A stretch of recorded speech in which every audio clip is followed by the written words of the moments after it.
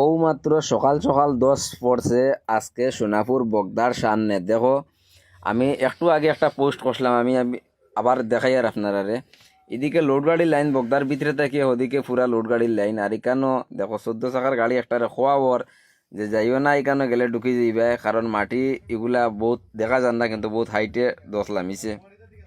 কইছে না আমি সাইডে দিয়ে যাই, দেখো আইও ফাঁসি গেছে। এখন যদি মাটি বেশি লামে ভাই, তার অবস্থা খুব খারাপ। দেখো এর আগে আমি ও পোস্টটা করছিলাম বলে মাটি লামিছে এখানে সাবধান, কারণ মাটি লামিতে ভাই সময় লাগে না, বৃষ্টির দিন, বর্তমানে বৃষ্টির দের, আর মাটি লামিতে সময় লাগে না। ট্যালেন্ট দেখাইয়া আইয়া বাই এখানে ঢুকিও না। গত বছর কত গাড়ি নদীত গেছে, 2টা গাড়ি নদীত গেছে, আপনারা জানাও আছে। বোলেরো একটা গেছে, জিপ একটা গেছে, বা 4-5টা গাড়ি এখানেও এই টানেলের সামনে থাকিয়া, এই দশর সামনে থাকিয়া ডাইরেক্ট নদীত গেছে।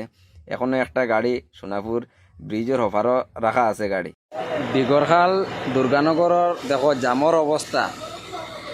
ডিগরখাল দুর্গানগর টোলগেট থেকে লইয়া ডিগরখালর বাজারের ভিতরের যে অবস্থা এইরকম হয়েছে বর্তমানে, না কোনো গাড়ি কোনো দিকে যাইতে পারেন না। দেখুন আপনারা ভালো করে ভিডিওটা দেখুন, যে আপনারা চিন্তা করেন কোন গাড়ি কোন দিকে যাইতো, আমার কমেন্ট করিয়া কইবা আপনারা। আজকে 18 মার্চের 18 তারিখ, এখন সকাল প্রায় 9টা কয়টা বাজার আমি টাইমটা দেখিলাই, 8টা 13 এখন।